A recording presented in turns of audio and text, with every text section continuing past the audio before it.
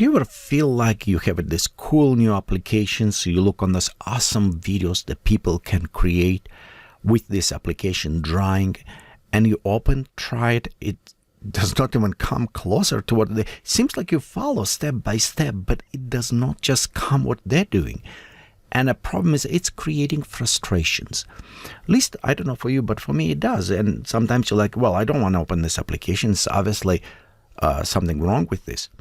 So in this video, what I want to do is start from basic beginning, okay, like from simple doodles, from simple things to create or understand how it's work, because it is very complex or very nice, sophisticated applications, but I don't want applications overwhelm me. I want enjoying, and that's what point of this, to create. Digital art, it's designed for us to make easy. If I want it, I can open my traditional media, go take oil painting and start painting, but it's more harder to prepare. Digital media allowed us to create everything in instance, much better. And you'll surprise you how well it is simulating real media. So on the side of the speaking, right here, I open the Rebelle 5 and let's see what we can do from beginning without any complex project, without any fancy art. The first off, what I would suggest you to do, just enjoy it. Don't worry if you're doing something wrong. This is digital media, so it's meaning you can just delete it. It's not your real canvas. You don't need to run to the store to buy more media if you mess up something or try to erase it. So it's just the electronics. You erase it, there you go. And easy, and you can create millions of them without worry to this. So let's go right here and see what's happening. Right here, I have my Rebelle 5 Pro open. And first, notice what I have right here. It is open information of my new artwork. If I care too much about sizes, I maybe go select, but right now I'm just playing. I'm going to select the first one. It's come up and it look like big enough for me, so it should be good. They also on the top, you'll notice right here we have it our width height, which is okay. We have it our DPI, and DPI represent how many dot per inch. That is related more to technical things like to the screens. It's meaning how many those teeny tiny pixels we have it in an inch.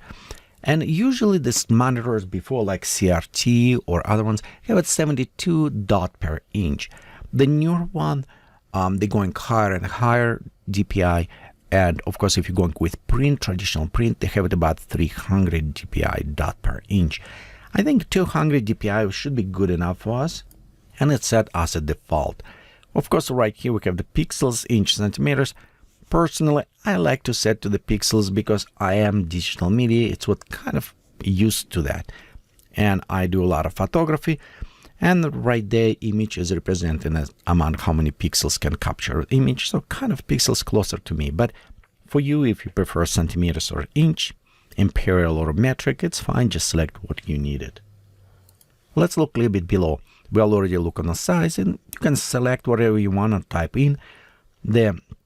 These two will be a little bit more confusing. The one is color profile. And if you're familiar with this, this has allowed you to work in specific color palette, how it's represented on a screen. So I don't want to go too deep in this, but general, mine is set as Adobe RGB. And reason, because I'm photo shooting in my camera, it's set to Adobe RGB color space. And on my Photoshop says Adobe RGB, Camera Raw, Adobe RGB, and so on. So I kind of work in this color space.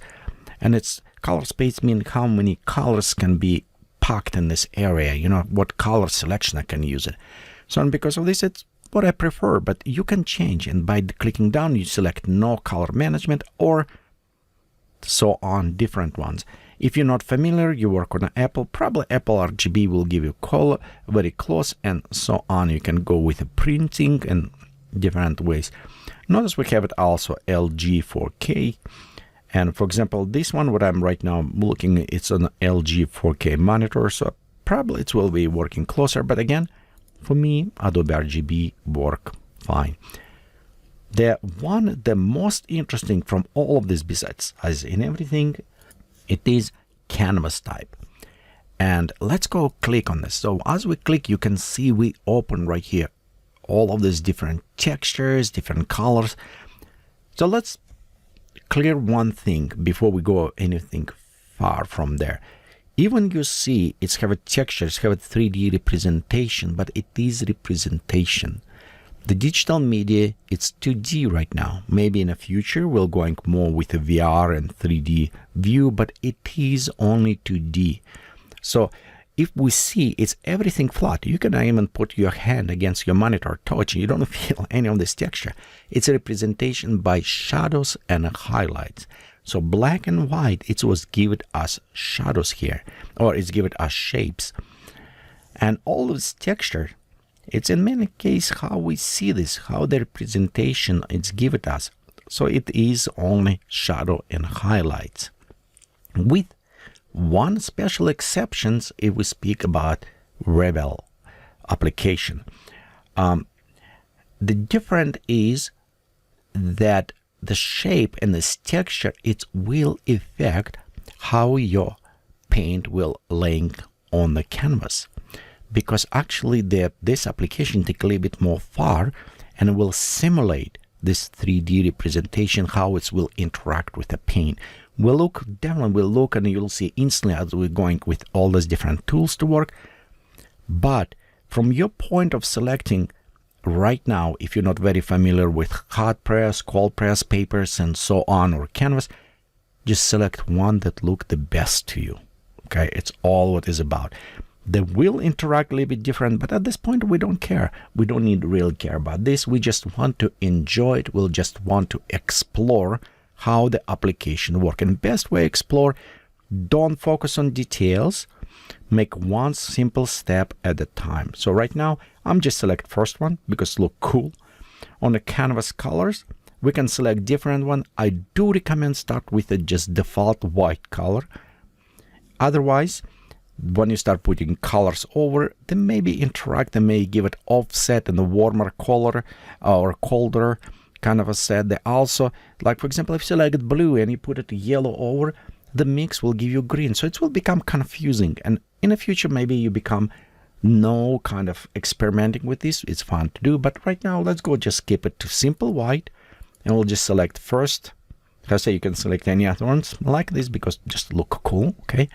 And we want to keep it texture 100%. We'll just keep it everything default and just go ahead and click OK. And when we're done with this selection, we again go and click OK one more time.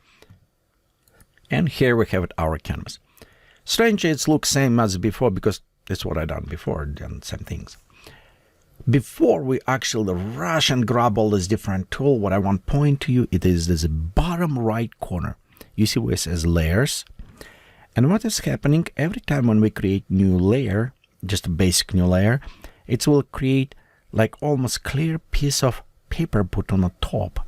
And when we start painting over, we can overlay. The reason is why I recommend to create new layers, because if you don't like it, you can delete it. If you like something, you keep it and create new layer on top.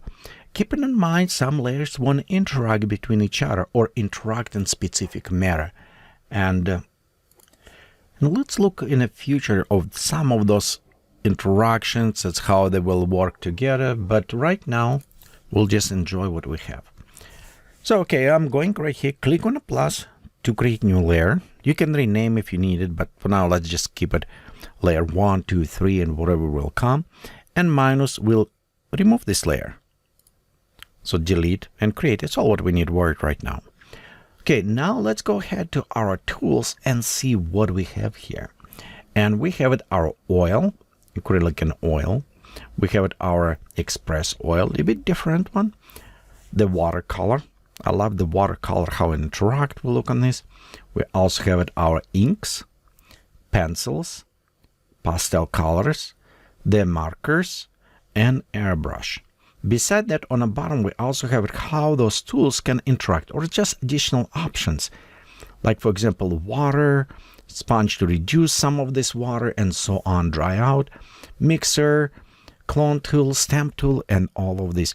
So those ones we'll look in a second. Let's go right now, play with our brush, and this is most fun parts. I like it. So we'll go select our oil and acrylic, and I'm using mouse right now. The one thing when you're using mouse, At least for me, I'm using mouse because I work a lot with 3D applications, and they're not necessarily supporting very well like Wacom or other pen. I do have Wacom, and I will start jumping back and forward. And with these applications, Wacom is highly, highly recommended. Well, and it's not necessarily, I mean, Wacom as a brand. Any pen tool that can detect angle and pressure sensitive, because this is the best simulations coming from this, because we can simulate. Well, let's show. So right here we have oils, and I'll just take my mouse and I'm just painting, and you can see what's happening. It just paint one line, so it does not give it me higher capacity. So let's me take Wacom pen right here, and I just start with very slight painting. You see how it's going, and I'll increase pressure and see how high. So I can create this nice stroke. Look how what's going on there. Now I can detect, it can detect how it's going, increase size on a pressure, and if I use a different type of the tool, like for example with a pastel, I can say how much of this I want press it in. So it's change opacity, change size, so pressure sensitive, and beside it's change angle for some brushes. So let's look right here. I have a few strokes, okay? And let's look what's going on. Notice how well it is representing. So right now, oil. And when I start dragging, and let me create just like a different color grab right here, and when I'm going with oil, it actually feels visually, again, because by hand I don't feel any dragging or anything, but visually it feels like I'm dragging oil. And you know, I still painting traditional oil, and or if you paint acrylic, when you use the brush you can feel how it's going. And you know what, surprisingly, it's visually feel exactly the same. It's what impressed to me. Notice what's going on. The textures, if we come and look closer, it does not put it even paper. The texture of the paper is simulating. Even how I say it's 2D actually, because you can see bright and highlights, all it is, but Rebelle keeping this kind of almost map at 3D inside and make interaction of the paint with the paper on 3D. So it's depositing somewhere less paint, depositing more, and so on. So it's actually work very well. And it's very impressive. So this is kind of fun. And right here we have our oil paint. And one thing, let's go just select different color of paint. And you can see I can paint on top. Of course, this is just paint on the top. And this is become a little bit other tools below. So if you want to mix with this, we can just paint. We can just select paint and we can paint. If you want it, you can go select the blend. And let's see what's happened with the blend. See, I'm start blending those paints together. Okay, so right here, what we can look, this is different type of the brushes we can use it. And right here, we can choose the different type of the tool. So let's come back to this a little bit better. Focus just on one thing at a time. So right here we have our acrylic or oil painting. We had our express, and will look a little bit different. You'll notice it will paint slightly different, but mostly because we probably select a different brush. But we'll look what is different between them. At the beginning, just take an oil paint and work with this, okay? The next one, watercolor. And a watercolor is a very fun tool. So what I'm going to do, I'm going to create new layer. And to keep it, look right here, we have an eye. I'm just clicking and it's hide it. So I don't need to worry about deleting. If I need it, I can just create new layers. So the watercolor, it's acting very cool and interesting in some ways. So, you know, if you paint before, it is, you can take your water and you just start painting and it's look okay, kind of, so it's one stroke. But if you notice something is changed, what's changed? Let's look closer. Okay.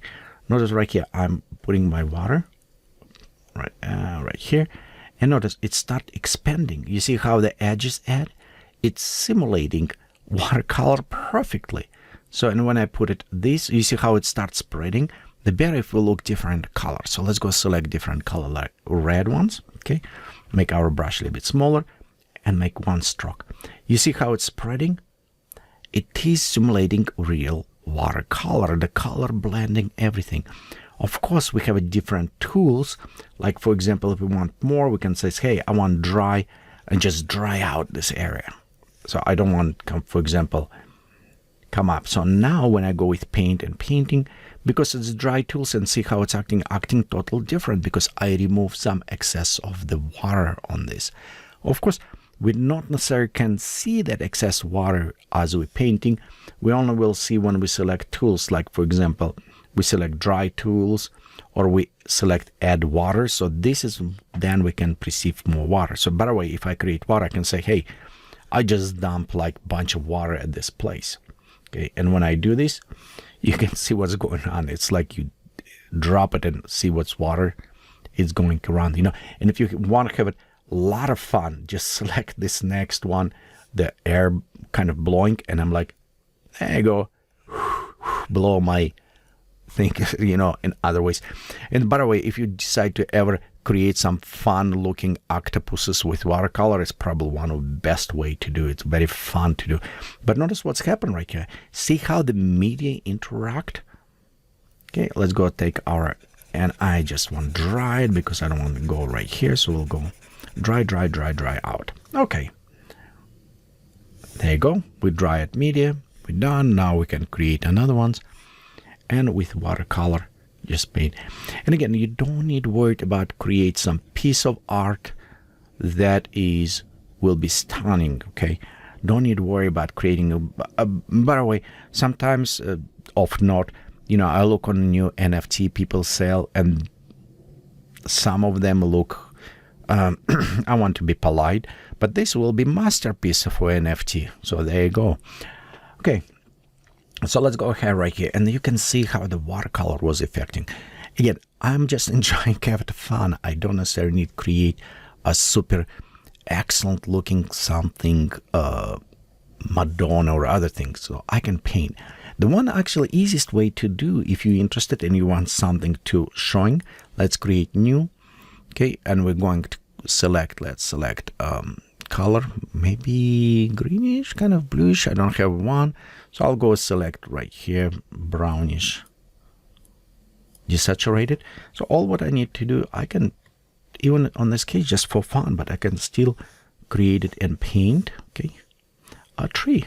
So we can go right here, and just go select branches. This is easiest probably the paint, because tree does not require too much precision, okay, but it will allow you to create and play around a little bit more with the coloring.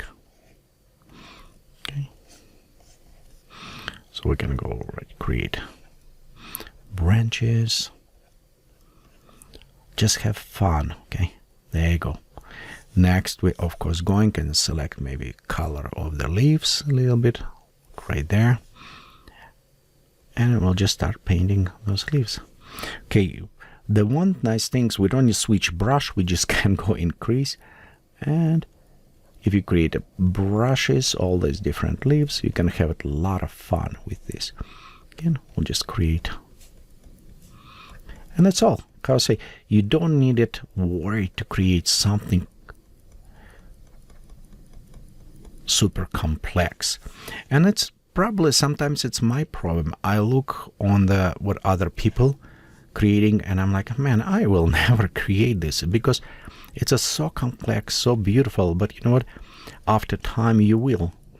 And I have examples, like for example, when I do with 3D and I create environmental 3D, I look on some art and it's unbelievable what people creating. But with a patience, now when I create it, I look at them, it does not look bad actually. It's look quite a bit decent with a 3D environmental when you create some stuff. And it's all take a little bit practice. And of course, when you start on the beginning, it is scared. It is scared to create very complex things, but don't worry, just like right here, you see what's happening. I'm just going to add one teeny tiny simple things here, you know what I mean. We'll just add one small things at a time, and we'll just create something fun. There you go, just very simple, but we are practicing, we're experimenting. And let's look closer. So you can see it in watercolor. Look how well it starts blending. So it's what I was saying. It's very impressive. This tool is very, very nice. And by the way, if you're interested, if you have your mouse, like on a Wacom pad, you can zoom in and out by scrolling wheel.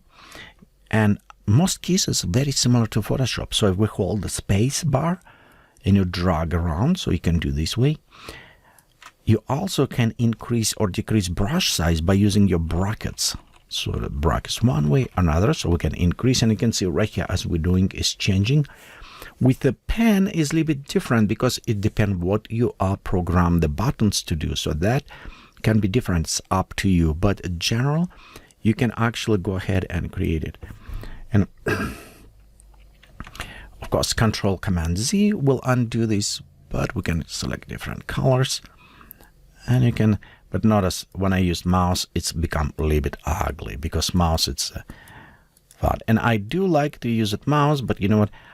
In this situation, definitely mouse is not my friend, okay? And this one, I definitely want to use it there.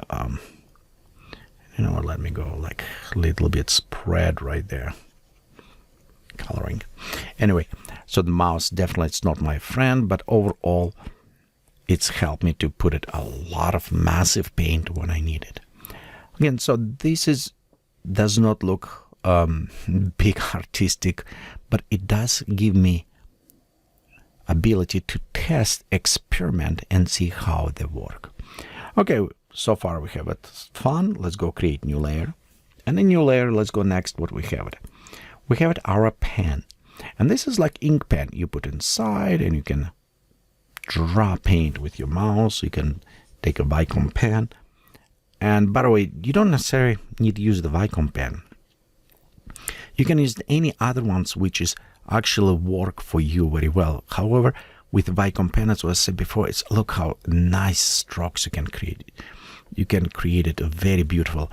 And one thing what I do recommend if you're going to paint, I'm drawing right now on a teeny tiny pad, almost a little bit bigger than touchpad on new Macs, but it's still smaller. So you probably maybe want to create a little bit bigger, just depend how you work with this. Some people prefer with on a screen on top, and I was checking recently prices, and they're actually inexpensive, so that's not bad. It's good tools for this. Okay, so right here we have our pen, and so with the we can go ahead and just, you know, have fun with a pen. Just create whatever you wanted, ugly faces or other things. Okay, pencils will act as a pencil, so you can see we can have it all these different strokes. Just paint it with pencil. Very nice simulation. I'm seriously, every time when I do, even for a long time, I still really impressed how well it is work, how well it is interacting. And again, even on a pencil, we come closer, you can see how much deposit over there is going. It's really simulating very well the paper and how its media work. Okay, the next is a pastel, and pastel is very fun here because again, with the if we're using mouse, we can see it's just as one solid line, but it's still deposit going very well with all its directional. Of course, if we're using the pen, we can simulate how much of the pastel, and it's plus pastel what is glorified crayons. Well, actually, it's not true. It's maybe simplified pastels. It's what we call the crayons, wherever you're going one direction. Okay, markers. And if you use it before, like Copic markers or other things, you'll notice how well that surprisingly too well it's simulating overlay. So if, for example, I have it one layer and I go over, you can see right here, see how the saturation's increasing. We're going again more and more, and it's very cool because you can actually take Copic and you can, or Copic or pencil, you can coloring simulation your original color, painting over. Of course, all of this, how they affect and interact, it is depend also on your brush settings. Notice I'm using standard, so we can also just take like a dry one and see how it's worked differently, like it's a drier, or we can take one with a positioning. And notice also it's going with position, so which kind of cool. With your pen I can do sizes anyway. But these ones will look in the future how we can customize. We get a little bit more picky. Right now let's just use it what we have in our already pre-made for us, because this is already a large collection of that. Okay, let's go create new one layer, and we'll just take Airbrush. And Airbrush is very interesting tool, and similar things I always use it inside the Photoshop for my dodge and burn techniques. So it's kind of like creating shapes. What I was meaning by creating shapes, let me go undo, and undo it. If you press Command or Control Z, you can go step by step undoing what you already applied. So just in case. Okay, let's go right here, and I'm going to colors. Let's go create black and white. And what's happening, let's go create very fast. So if you notice, we can just apply like in circular motions. Okay, we can create a ball. Very simple, very fast way. Okay, a little bit more right here. But with this spraying, okay, let's go create a little bit bigger. And a little bit shadows on the bottom. There you go. So we can create, it's what I say, highlights and shadows will represent a little bit too bright right there. I think we want to go in a little bit, reduce a little bit better, like right there. Okay. So what's happening with airbrush, we can easily apply the smoothness like real airbrush over, and it helps in many cases for us to create the shapes, to put it over our object. And a black and white highlights and shadows, it's what help us to create actually two-dimensional representation of the shapes. And if we're going in the theory a little bit more, you'll notice that let's look what is representing for us. Okay, right here, you know, the problem is right at this moment that I'm enjoying to play with this, and it's what count. You just go inside and you play with the application, see how it's work. But no, what I was saying that if we look on a world around us, we have it about 10 meters. It's how much we can see parallax with our two eyes, so we can determine the distance. Beyond that, it is become if you stay from single point of view, the difference it will be involved on, of course, how our eyes can focus, but majority it will be saturation. Saturation will be drop, contrast will be drop in the distance, and I'm speaking about position on Earth, not somewhere on the moon with no atmosphere. But we in Earth, because the light and particles absorbing, we're losing saturations, we're losing the contrast, and we're losing amount of details we can see the far away it's going.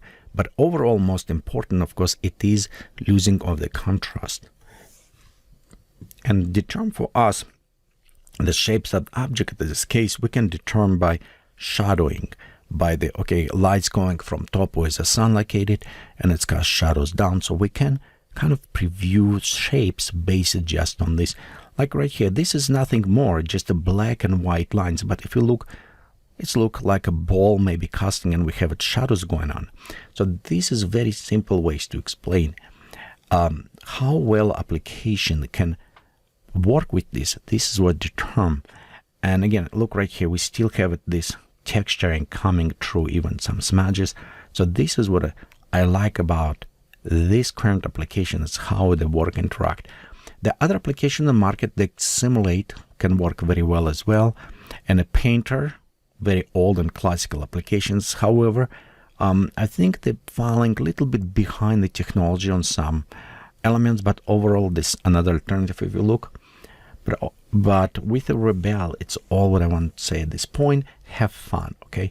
Don't worry about creating very complex scenery. Don't worry about all fancy things. You can always try it, but try just with simple. Go with very simple tools, simple elements, and it's like what even I did. Just try to create a very silly drawing, very easy plant.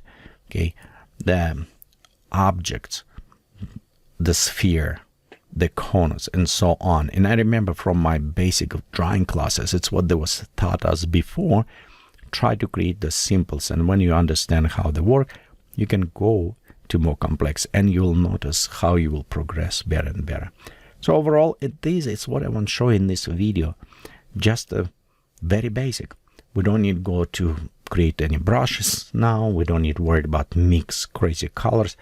Just go play with the tools what you have it on a canvas.